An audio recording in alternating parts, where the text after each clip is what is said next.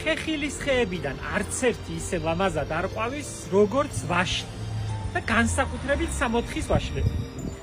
ორი ჯიში გვაქვს ჩვენ სამოთხის ვაშლის. ერთი, რომელიც შედარებით უფრო გავრცელებული ჯიშია, რომელიც ივნისის თვეში, მაისის ბოლოს ივნისში მწიფდება ყვითელი ფერის ნაყოფები. მურაბას ვაკეთებთ ხოლმე. ყვითელი ჯიში, ის ჯიშია, რომელსაც ბაზრებშიც ხედავთ, ბევრსა, განსაკუთრებით აღმოსავლეთ საქართველოში, იმერეთში იციან, მეგრელებსაც აქვს, ზუგდიდში მინახავს ბევრი ეზოებში.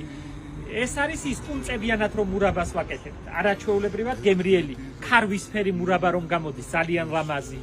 და მეორე შედარებით ნაკლებად ცნობილი ჯიში, რომელიც მე შემოვიტანე და ბევრი ხანია უკვე ვაკეთებ და ვამრავლებ, განსაკუთრებით ლამაზად მოყვავილე, რომელიც დეკემბერში მწიფდება, ნოემბრის ბოლოს დეკემბერში.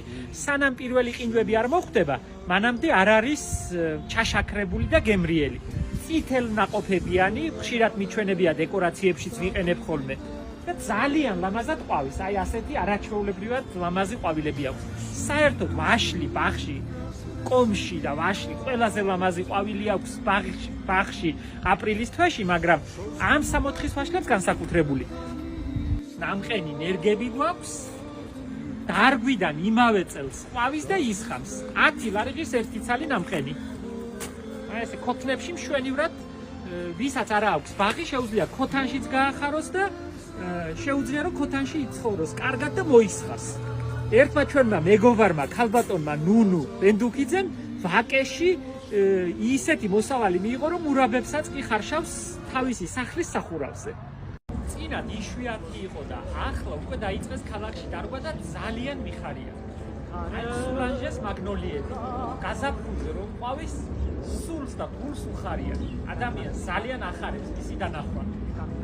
ორჯერ ყვავის, ერთხელ გაზაფხულზე და ერთხელ შემოდგომაზე, მაგრამ შემოდგომაზე არ ჩანს ასეთი ლამაზი, იმიტომ რომ ფოთლები აქვს უკვე და ფოთლებში იკარგება ყვავილები. მე რამდენიმე ჯიში მაქვს სულანჟეს მაგნოლიის ბაღში დარგული და ძალიან ვხარობ მისი დანახვით ყოველ დილით.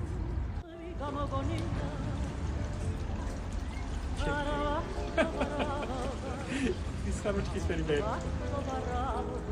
სამწუხაროდ ნერგები არ გვაქვს, მაგრამ თვალის საამებლად რას ნახავს კაცი უკეთეს.